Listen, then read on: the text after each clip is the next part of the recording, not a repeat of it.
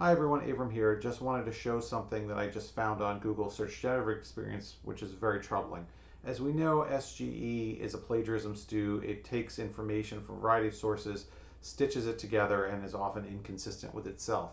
So I asked it a question, legitimately wanted to know this: is concert taping illegal? It gives me a contradictory answer. It is illegal to record a concert without the artist's permission. Federal law states that anyone who records, transmits, or distributes sounds of a live musical performance is infringed. These recordings are subject to infringement regardless of whether they are made for personal use or commercial gain. However, now it starts to get contradictory. It is not considered illegal to record others in public. Wait a second. Does that mean if they're in public you can't record them? You can record them? And then finally it says you may tape concerts for a personal reason only. Do not post these videos on the internet without permission. Well, which is it? Is it legal or illegal if I was heading to a concert to record it? Of course, Google has a disclaimer here. This is not legal advice. You may want to consult a lawyer about this question. I don't know how many people are going to call a lawyer to ask them whether they can record the concert they're heading to. But nevertheless, people may follow advice because they get it from Google, and Google makes it sound like it knows what it's talking about with its AI. Well, we can find out where it copied this information from if we click this little button here. It's going to show us that it's copying information from a variety of sources, many of which are extremely either biased or not a good source for this kind of information. So it gets the idea that it is illegal. This sentence it gets from a site called Brightstar. If we look at Brightstar, it is, pretty much word for word what it said here about recording for personal information. For it's illegal to record performance without the permission of the artist. Brightstar is a musical site about a musical. Is this really a legal site? Federal law states that anyone records, transmits, or distributes sounds or images has infringed. Well, okay, this comes from an article on FindLaw. FindLaw is a legit site with a lot of legal information run by a serious editorial team.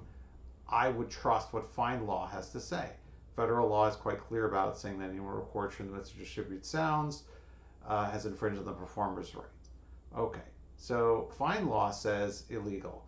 Brightstar says illegal, although we don't really know where Brightstar is coming from, what their authority is. Brightstar, these recordings are subject to copyright, also Brightstar. Wait a second. However, it is not considered illegal to record others in public. That's weird. Where does that come from? That comes from a site called Nada, where this is an article on nada.ai that asks, is it illegal to record someone without their permission?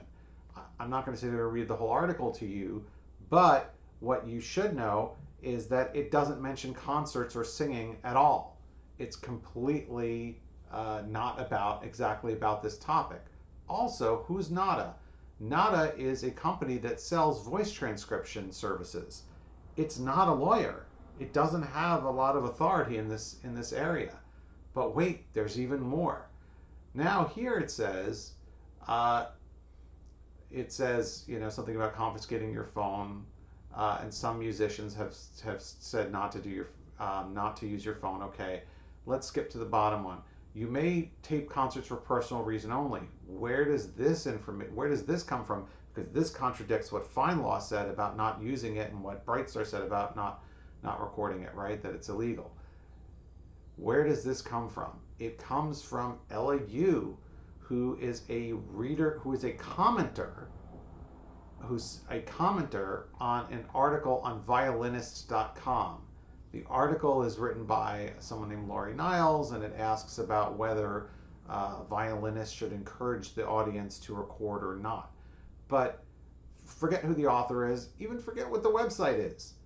This is a user comment, and Google is using it to give legal advice that is contradictory to what FindLaw, a law site, says.